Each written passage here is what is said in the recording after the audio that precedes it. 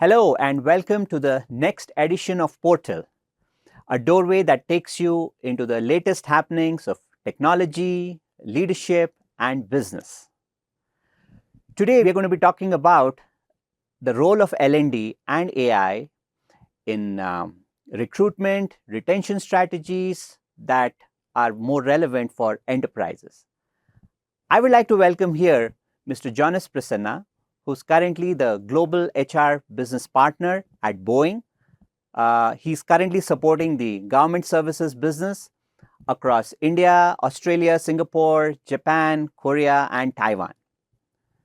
He was identified among the top HR influencers on social media by SHRM, Economic Times, over consecutive years. He's recently also published a book, Beyond Tomorrow, New Age People Processes, in collaboration with NHRD, Kolkata chapter. Jonas has diverse experience across HR business partnering and center of expertise roles in Philips, Capgemini, and Walt Disney. He comes with a very rich experience and heritage, having worked in all these domains. And more importantly, he's also an alumnus of the Indian Institute of Management, IIM Kozhikode. Welcome, Jonas. It's lovely to have you here. Grateful and looking forward to the conversation. Absolutely. Jonas, I wanted to ask you, you've had a very diverse experience working across many of the APAC countries around the globe, in fact. So how do people learn across geographies? Very interesting question. So there are nuances when it comes to learning and how information is consumed. And I personally believe asking the right question will improve the quality of learning. But when it comes to also the context of different countries, we need to keep in mind their social and as well as cultural norms when it comes to delivery of information and assimilation of learning. Unfortunately, most organizations are very Anglo-centric. That is, English is the primary form of communication, of learning, of interaction. While we don't necessarily put too much of focus on understanding that these APAC countries have their own language, their own norms. So it's important, take for example, the Japanese. And now, although there are a few people who are conversant in English, who understand English, and typically these are people who are senior in the organization, we have noticed that when we are actually delivering these learning programs, the juniors don't speak. Okay. They don't ask questions. You will not even get acknowledgement when you're delivering the program to see if people are actually understanding what you're saying. But what happens interestingly after the learning is that they go to their senior and they ask questions. And the senior then tries to assimilate that information in their native tongue and then help them understand. All right. So they use the societal norms that is prevalent in terms of respecting seniority, in expecting the seniors to ask the questions, and then disseminating that information. While on the other end of the spectrum, if you look at the Australians, for example, and these are generalizations, by the way, if you look at the Australians, when you are delivering the learning program, they will critique to understand. They will also proactively see how this can be assimilated in their environment. So that differences make it very interesting when it comes to how people consume the learning. And then somewhere in the middle are the Koreans who look at not just the professional interaction, but the connect with the trainer or the person who's delivering the training. So they'd like to know a little more about you as a person, right, to understand your background. And then there is a little more openness when it comes to learning. Because if you look at traditional Korean organizations, they are family-owned businesses. Yeah. Wow. So wide spectrum, yes, right? From, you said, the Japanese on one end, the Australians, and everything. Again, the genesis is culture. So one size fits all doesn't work. And that is where we have to see how technology has a role to play, how technology can really customize, based on the kind of background. It'll be interesting to see how that spans out. Well, coming to, your experience in learning and development, Jonas. How do you see the impact of AI in this domain of learning and development? Okay. So the big trend that I'm seeing, and most people are talking about it, is earlier when you actually go to find information, it is through search. You go into the Googles of the world, the Microsofts, to search for information. You're used to clicking on links, trying to figure out what is relevant in those links. Now with AI, the shift is more towards asking questions and mimicking human interaction. So if you are talking to another human being, you would expect that person to respond to you, understand the context, and then respond appropriately. Similarly, in learning and development as a function is going through massive change. You have these big learning management systems, you have learning experience portals. All of this has information that is housed. And the difference now is, how can you tailor that learning to what my aspirations for growth is as an individual? And that's the big shift. So imagine typically how you get the best kind of roles in organizations. Somebody taps you on the shoulder and says, hey, I think you're great for this role. And they know something about you that makes it great for this role. Yes. So imagine an AI assistant actually coming and telling you, I think you're good for this role based on what you have shared as a career aspiration. But in order for you to prepare for this role, here are a couple of learning programs that will help you get there. Here are some of the experiences that will help you get to that next level. That proactive interaction, that is the proactive reach out by the AI assistant, will transform how you approach career growth and learning. The second aspect of it is in terms of, I might not have that much time to learn. Yeah. I might have time on a Friday afternoon, or maybe in the weekend, or my drive back. So I want learnings to be given to me at that point of time. And now we have seen a trend where there is hybrid, there is e-learning, etc. Maybe have a personalized tutor to tell me that, okay, if I have a question, I don't need to wait for the instructor to give me the response. Based on the course content, the AI can tell me. So all of these advances is not difficult for organizations to implement. They can be very creative with their solutions. And I think that's the next level when it comes to learning and development. Awesome. That is, just in time, which would mean you're actually addressing productivity. And interesting what you said, the very first point, how AI can become a tutor and actually have a conversational, interface, provide a conversational interface.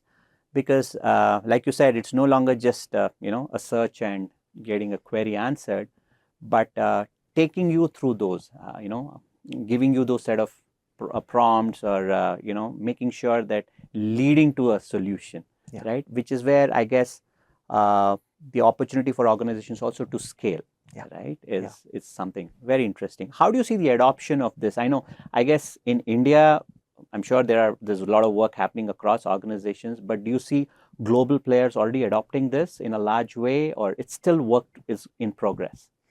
I think the path is there. There cannot be a one size fit all. Right. For similar to the learning experience we talked earlier, it might be very domain specific AI, because when you ask a question, you want to sometimes get into the depth of it. You want them to know the context. So I'll take my profession, HR, as an example. Now there are tools in HR that are launched by leading players, where you can upload your policies, you can upload the context. They already have pre-trained tools. So say, for example, I want to know about diversity, equity, and inclusion. And then I want to ask, how do I implement it? Those are questions that is relevant for me as an HR professional. Right. You have systems that go to that level, which will tell you, okay, this is your implementation plan. Got it. And you can tweak that plan based on the organization, based on your organizational needs. Right. So it is gathering pace, I would say, and we are already seeing the adoption of using not just AI, but also measuring the effectiveness. All right. Okay. That's the metrics which everybody is looking forward to. Amazing. It'll be fun to see how the future unfolds. Yeah. Now, coming to our next question, since you've been in the learning and development, function of leveraging AI for skill gap analysis, automating administrative tasks, freeing up L&D folks, what are the specific use cases? Because there are a lot of people in the learning and development who would be watching this. What do you think are the use cases from a L&D function, which AI can address? Okay. So a lot of the instructional designers in L&D spend a lot of time putting together content. Now, this is possible now with the latest tech that we have to create slides, to create presentations, to create video, to even create sound, customized sound for for your learning needs. So the instructional designer is more focused not on creating those artifacts, but rather curating that experience. Okay. So that is number one from an instructional designer perspective. Number two is content curation.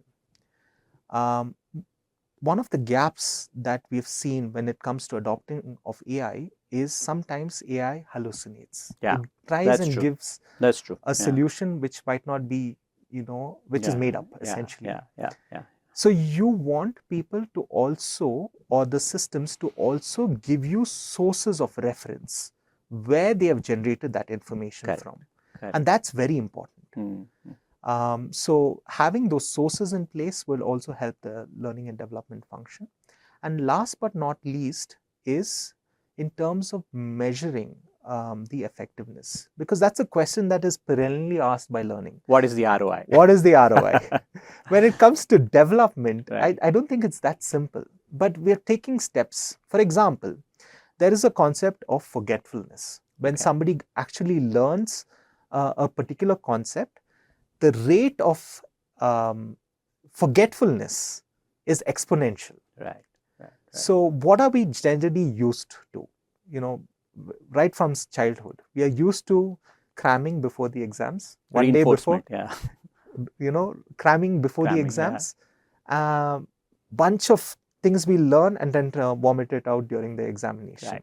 Right. But if I were to take that same example and say, I'm giving you bite size, maybe chapter wise I learn for a week. Okay. My rate of retention of that information becomes higher. And then I add one more layer to it. That is, I would test my knowledge. Okay.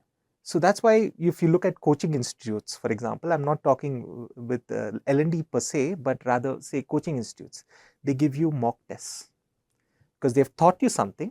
Then they want to apply that learning, with vis-a-vis an examination where you are asked to give that response. Then you can take it one step further to really reinforce the learning by asking how confident are you with regards to your answer. Right. And you can measure confidence between less confident, very confident, or not, in somewhere in the middle. And what research has shown is that when your confidence is high and you're sure of your answer, that is, that's the right answer, there is about 91% retention when it comes to learning. While if you're not confident with the answer, that rate of retention drops to 25%. So in terms of whatever I have described, in terms of delivery of information, assessment through quizzes, and measuring impact can all be done by AI. Absolutely. And that's how it frees up the learning and development. How has your experience been in, when you say assessment, the kind of quality of questions that AI generates? Is it in line with, let's say, a competency or a learning skill that I would expect a learner to have? And does it actually give you those quality of questions? What has your experience been? AI needs to be pre-trained. So you need to basically get that checked. Right.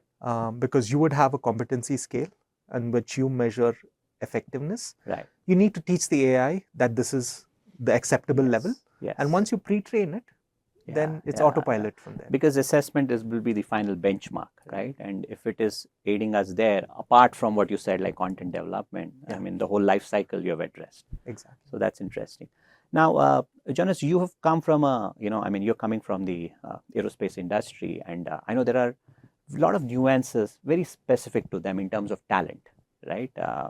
I'm sure the functional, the domain itself is a very big thing. So in terms of talent, both when you look at the entry level to mid level to even ensuring that the institutional knowledge is retained, because that is not an expertise today. We have information, is democratized, information available freely. Anybody can become an expert, Yeah. so-called experts. Some of it might be superficial, some of it they might have learned it, going on depth, but that's not true in your domain, right? It's a regulated safety. It's a very rich domain which somebody has to really study and get deep dive into it. So given that institutional knowledge, given that kind of an expertise, so from a talent perspective, both from when you get people into the system to how you retain people into the system, what do you think the industry best practices in terms of, I know, build versus buy, and in terms of other challenges, how are they able to address? So I'll address the build versus buy first. So build versus buy, I would liken it to, say, for example, eating out versus home cooked food. Okay, eating out is expensive. You can keep doing it for some time. Afterwards, your tummy will ache. Yes. While home cooked food, Yeah. on the other hand, is something which is good for you, and you know what goes into it, and you're able to shape and mold it to what you need. Okay, so that's build versus buy. If I take it in the organization context, when it comes to an industry, especially aerospace, it has legacy. Right. It has several decades of knowledge, Right. of how things should be done, of testing, of verification, of design, of tools, etc. Now, there is a lot of inherent knowledge that exists in this industry. And so what you'll notice, not just in aerospace, but in healthcare and various other places, generally people don't change their domains. Right. Right. They tend to be in the same domain so that they can build up the knowledge. Now, one of the challenges when it comes to the industry as a whole is that retention of knowledge, because you have different types of generations in the workforce, and you have some who are coming in and you also have some who are coming out of the workforce. It becomes imperative for organizations to capture that knowledge. Right. Right. They do capture the knowledge. It's not like they don't capture it, but that could be in the form of wikis, that could be in terms of internal repositories. Got it. When a person comes into the organization, it's difficult for them to find out where it is. Right. Right. Unless they know people. Okay, and so it on an average takes anywhere between 12 to 15 months for them to just understand the system before they are able to contribute. So there is a way in which, at least I see, where you can use AI, where you can use AI to marry not just the learning part, but with the knowledge management, to really help organizations accelerate this whole build versus buy. Imagine if you're able to reduce that 15 months time frame to, say, 3 months or 3 to 6 months. Yeah. And most of it is the functional knowledge, right? Correct. The domain knowledge. The domain knowledge. Yeah. You will enhance the productivity of an individual, Right. and organizations will take a bigger bet when it comes to building talent. Right. Right. And they can build that. Right. Right. Yeah. Absolutely. So, when you have a multi-generational workforce, you just mentioned that there are people who are on the retirement side, and there is a young generation coming. I'm sure you'll have a lot of good percentage of young folks coming in also. Given the kind of learning ecosystem that we have to create, any practices on the right culture so that this knowledge, so AI is one aspect of it, but any thoughts on any, how do you build in the right culture? The reason I say that is because, since you have a legacy, people who have been there, veterans, they take it as a product, they are the experts, and, they take pride and they have that respect. The identity comes from there. But whereas, we've seen with our own kids, right? It's the way they view jobs, the way they view their profession itself is very different. We can't say right versus wrong, right?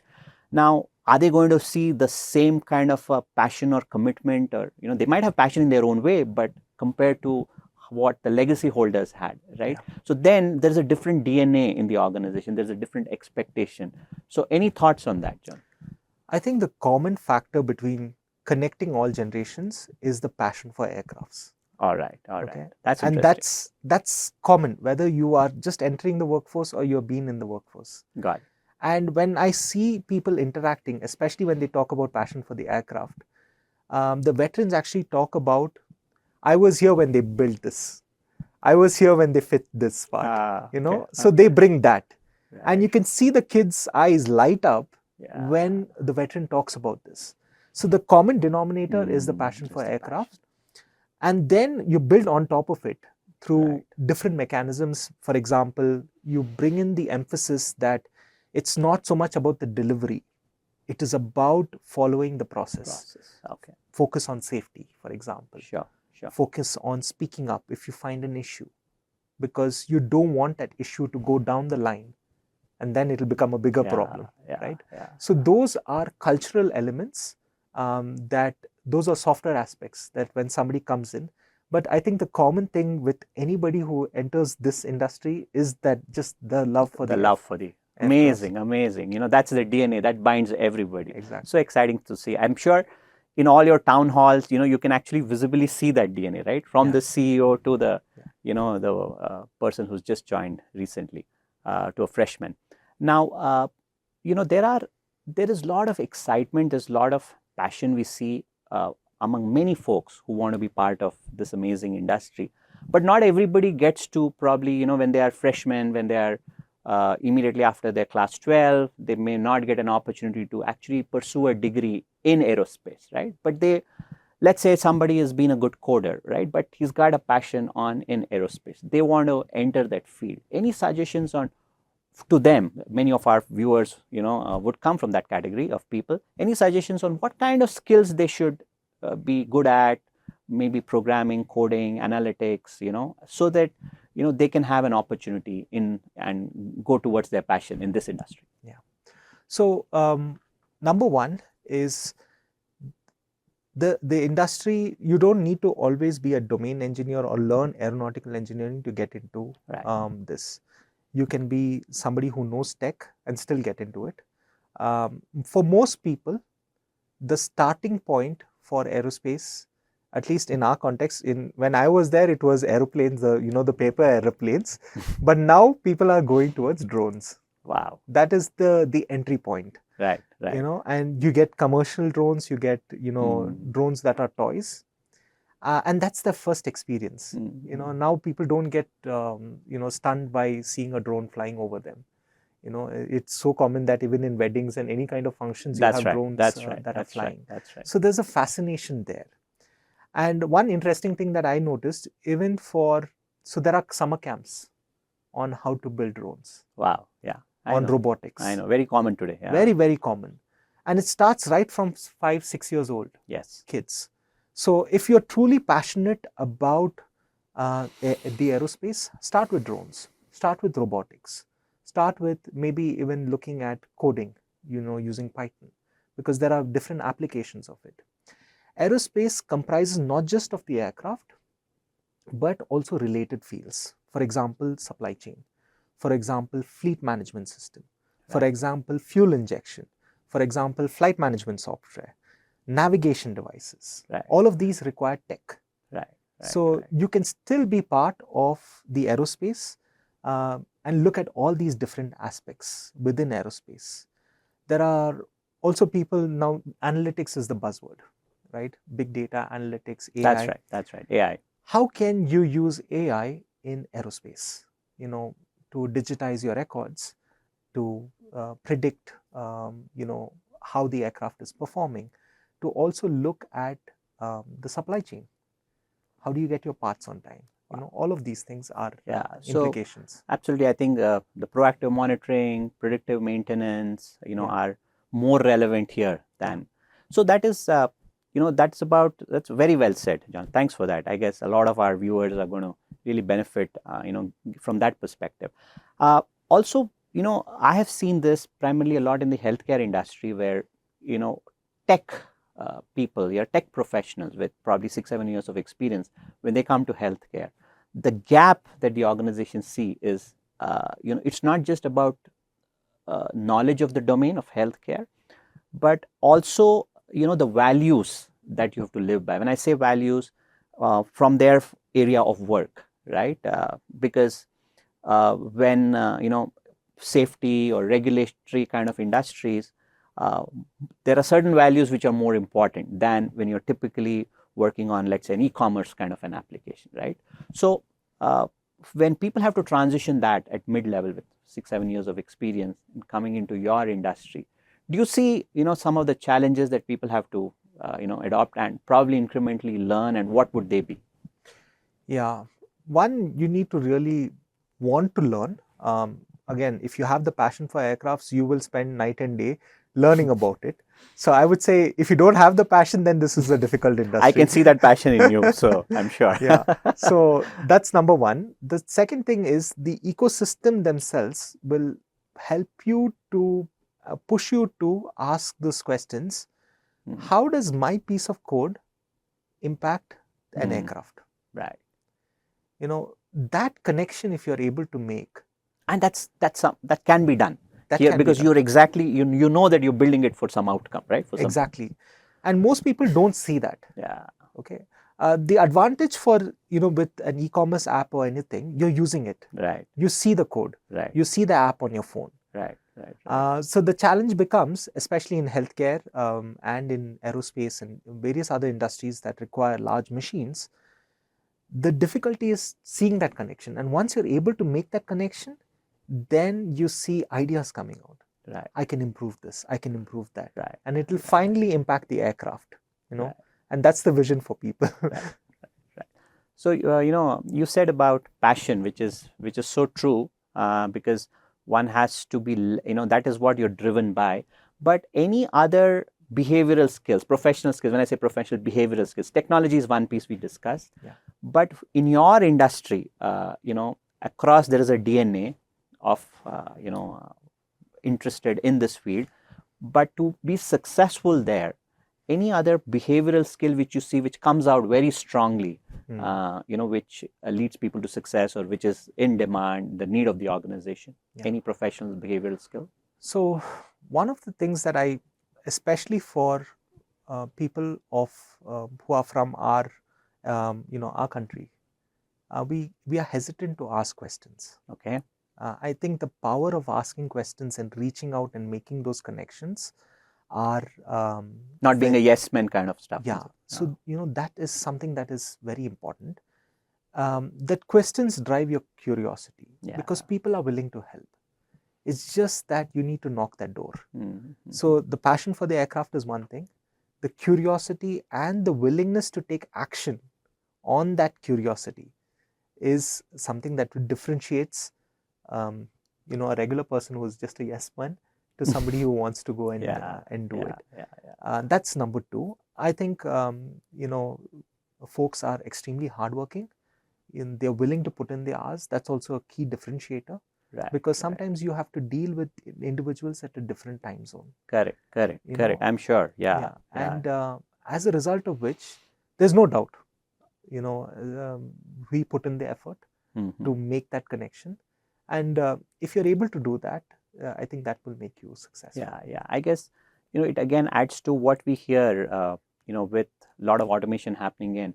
One of the key skills for people would be the networking, the people skills, right? Because yes, there is a way in which information can be available to you immediately, but like you said, to seek out, make the right connects, those kind of skills will become very important, and it will again be driven by your passion that you have, because as you're seeking out, it may not be very easy in the very first place, But when you seek out one information, there's a whole bunch of other stuff that you get to know, like you said, right? Because the veteran out there is going to say, I've been there, done that. And, this kid out there is visualizing, or somebody even, 5 to 6 years of experience.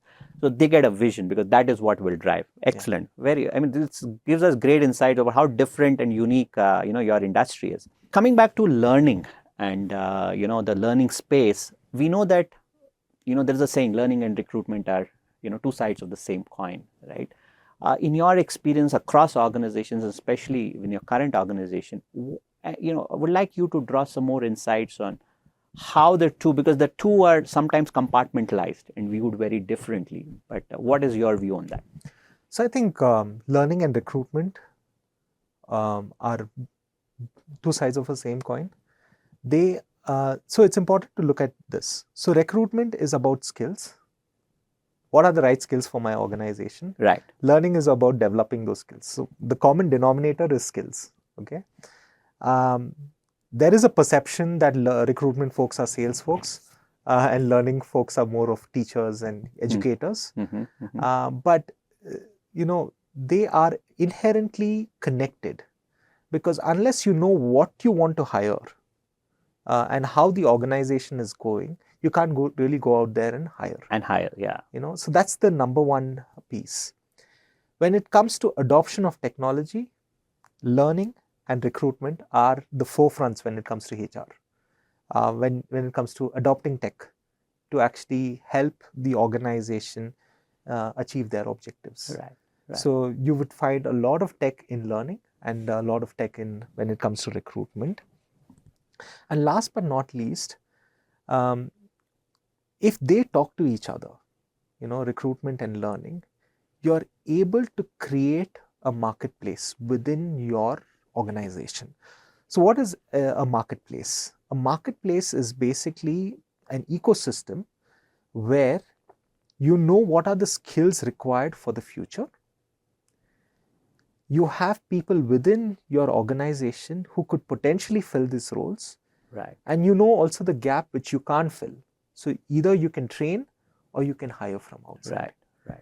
So if your ecosystem is built in that way, wherein you're able to connect all these three dots, then you really are able to supercharge your organization. Yeah.